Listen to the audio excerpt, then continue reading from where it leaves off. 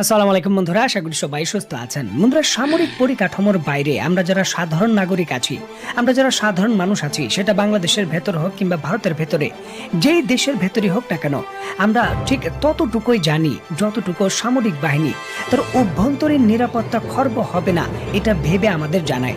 এর বাইরে কিন্তু আমরা জানি না। এখন হতে পারে যে আমরা পুরোটা জানি না, কারণ আমাদের পুরোটা জানানো হয়নি। তবে বাস্তবিক অর্থে বিষয় কিন্তু অনেকটা জটিল এবং পরিস্থিতি মোটেও স্বাভাবিক পর্যায়ে নেই।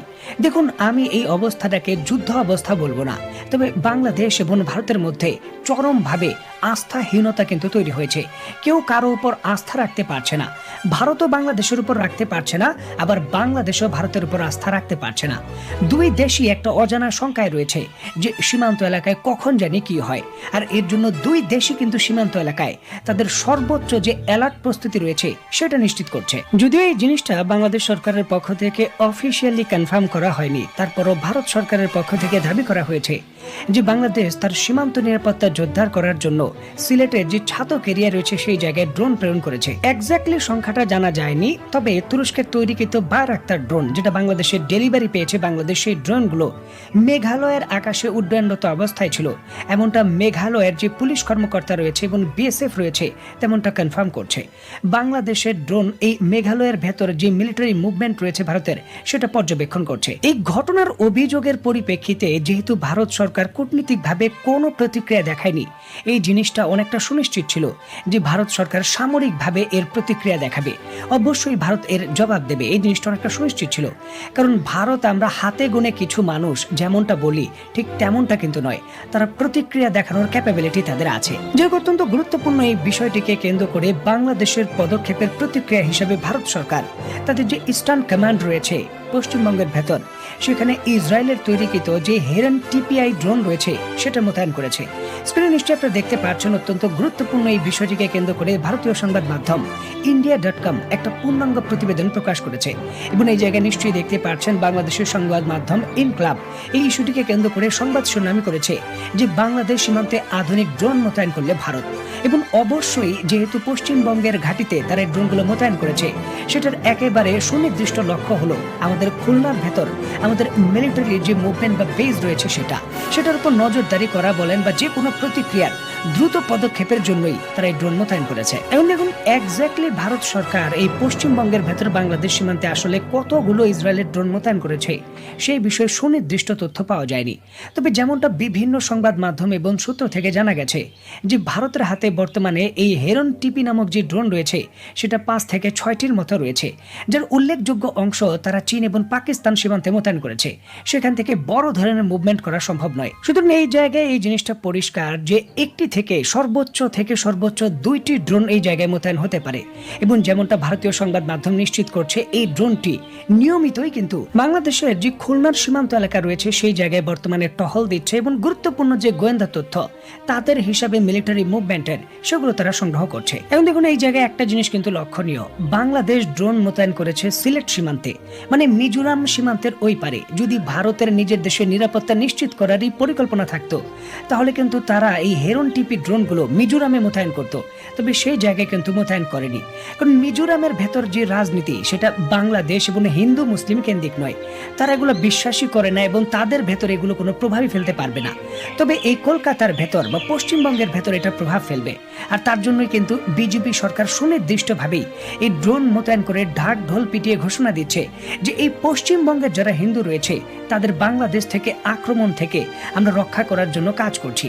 মানে এটা একটা রাজনৈতিক খেলা, কারণ সামরিকভাবে যদি কোনো কিছু করতেই হতো তাহলে ভারতের উচিত ছিল এই ড্রোনগুলো মিজোরামে মোতায়েন করা। বিশেষ করে ভারতের অঙ্গরাজ্য মণিপুরের ভেতর যে 2 বছর ধরে সাম্প্রদায়িক দাঙ্গা চলছে সেটার সমাপ্ত করার জন্য এবং বিচ্ছিন্নতাবাদীদের নিবৃত্ত করার জন্য সেই জায়গায় এই ড্রোনগুলো ভারত মোতায়েন করতেই পারত এবং কৌশলগতভাবে সেটাই কিন্তু কার্যকর বেশি হতো। তবে রাজনৈতিক ফায়দার জন্য এবং রাজনৈতিক হাতিয়ার হিসেবে ব্যবহার করার জন্য এবং বাংলাদেশ এবং ভারতের উত্তেজনা বৃদ্ধির জন্যই কিন্তু ভারতের কেন্দ্রীয় সরকার পরিকল্পিতভাবে এটা করেছে এবং এই পশ্চিমবঙ্গের সীমান্তে এই ড্রোন মোতায়েন করেছে। একেবারে ছোট করে যদি আপনাদের আমি বলি তাহলে ইসরায়েলের যে ইসরায়েল অ্যারো স্পেস ইন্ডাস্ট্রি রয়েছে সেটা এই ড্রোনটি তৈরি তৈরি করেছে এই হেরুন টিপি, যার আরেকটা নাম হলো IAI ইলিতান। ভারতের ব্যবহারকৃত ইসরায়েলের এই ড্রোনগুলো বায়রাক্তার ড্রোন থেকে অনেক বড় এবং খুবই শক্তিশালী ড্রোন, এমনটাই কিন্তু তার হিসাব বলছে। এই ড্রোনটি সর্বোচ্চ 5400 কেজি ওজন বহন করে আকাশে উঠতে পারে, তার ওজন সহ। এর মধ্যে 2700 কেজি ওজনের পেলোড বা বোমা রাখতে পারে এবং এটা এক টানা আকাশে প্রায় 30 ঘন্টার বেশি উঠতে পারে এবং এটার যে অপারেশনাল রেঞ্জ সেটা প্রায় বলতে পারেন 7400 কিলোমিটার। ঘন্টায় সর্বোচ্চ 407 কিলোমিটার গতিবেগে ছুটতে সক্ষম ইসরায়েলের এই ড্রোনগুলো বাংলাদেশের এমন কোনো জায়গা নেই যে জায়গায় অভিযান পরিচালনা না করতে পারবে। এর রেঞ্জ কিন্তু এমনটাই বলে, তবে বাস্তবতা হলো এটা কি এমনটা পারবে? এটা নাও পারতে পারে, কারণ অলরেডি কিন্তু হিজবুল্লাহর হামলায় এই ধরনের কয়েকটি ড্রোন ভূপাতিত হয়েছে এবং হিজবুল্লাহ তার সামরিক বাহিনীর যে ম্যানপ্যাড রয়েছে সেটা দিয়েই কিন্তু এটাকে ভূপাতিত করেছে। যে জায়গায় বাংলাদেশের ভেতরে কিছু শর্ট রেঞ্জের আকাশ প্রতিরক্ষা ব্যবস্থাও রয়েছে, যেমন আমাদের FM-90 কিন্তু এটাকে ভূপাতিত করতে সক্ষম। এবং এই যে ড্রোনটা রয়েছে কোনোভাবেই বাংলাদেশের যে নতুন ফ্রান্সের তৈরি রাডার রয়েছে তার নজরদারি ফাঁকি দিতে পারবে না। আপনারা নিশ্চয়ই জানেন যে আজ থেকে প্রায় 2-2.5 বছর পূর্বে ফ্রান্সের বিখ্যাত থেলাস কোম্পানির সঙ্গে আধুনিক লং রেঞ্জের 2টি রাডার বসানোর আমাদের চুক্তি হয়েছিল। যে 2টি রাডারের মধ্যে একটি রাডার অলরেডি শাহজালাল যে আন্তর্জাতিক বিমানবন্দর রয়েছে সেখানে ইনস্টল করা হয়েছে এবং হিসাব বলছে ফ্রান্স আমাদের যে টেকনোলজি দিয়েছে এবং যেই রাডারটি দিয়েছে এটার সক্ষমতা 280 নটিক্যাল মাইল, মানে এটা কিলোমিটারে যদি আমরা কনভার্ট করি তাহলে 518 কিলোমিটার। মানে শাহজালাল আন্তর্জাতিক বিমানবন্দরের রাডার দিয়েই কলকাতার ঘাঁটি সহ এমনকি কলকাতার বন্দরের ভেতরে কিন্তু আমরা নজরদারি করতে সক্ষম।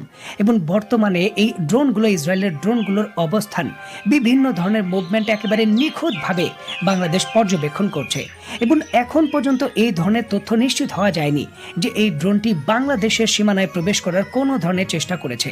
এই ধরনের কোনো খবর পাওয়া যায়নি, তবে প্যাটার্ন রয়েছে যদি তারা সুযোগ পায় এটা প্রবেশ করার। কারণ এই খুলনার ভেতর আমাদের সামরিক বাহিনীর একটি ব্যাটালিয়ন ব্রিগেডের একটা বড় ঘাঁটি রয়েছে, নজরদারি কিন্তু সেটাই করতে চায়। মেন ভারতের সঙ্গে চূড়ান্তভাবে যুদ্ধ হওয়ার কোনো ধরনের এখনো কোনো কারণ তৈরি হয়নি। তাদের সঙ্গে আমাদের সীমান্ত অলরেডি সেপারেট এবং আমরা একটা স্বাধীন সার্বভৌম দেশ, তারাও একটি স্বাধীন সার্বভৌম দেশ। সুতরাং যুদ্ধ চূড়ান্তভাবে হবে এমন পরিস্থিতি এখনো তৈরি হয়নি, তবে এরপরও মুভমেন্ট টু মুভমেন্ট প্রস্তুত থাকতে হবে। তারা একটা মুভমেন্ট করেছে, আমাদেরও পাল্টা মুভমেন্ট জানিয়ে এর প্রতিবাদ করতে হবে এবং এটা কূটনীতিক পর্যায়ে এখন আর হওয়া সম্ভব নয়, সামরিকভাবে এর মুভমেন্ট করতে হবে। দেখুন, আমাদের নিরাপত্তা আরো জোরদার করতে হবে। গত সরকার যে রাডার ক্রয় করেছে অবশ্যই এটা বাংলাদেশের সামরিক সক্ষমতায় একটি অগ্রগামী ভূমিকা ছিল, অবশ্যই এটার সুফল আমরা এখন পাচ্ছি। আমরা আশা করছি বর্তমান সরকারও এই ধরনের সামরিক ক্ষেত্রে কিছু অগ্রগামী পদক্ষেপ নেবে, যাতে ভবিষ্যৎ প্রজন্ম তাদের স্মরণে রাখে এবং ভবিষ্যতেও যারা ক্ষমতায় আসবে এই সামরিক দিকটা যাতে অবহেলিত না হয় সেই দিকটা সর্বোচ্চ তারা সতর্কভাবে দেখবে। এটাই কিন্তু আমরা আশা করি, বাংলাদেশের মানুষ হিসেবে আমরা এটাই আশা করি যে আমাদের নিরাপত্তা যাতে জোরদার হয়।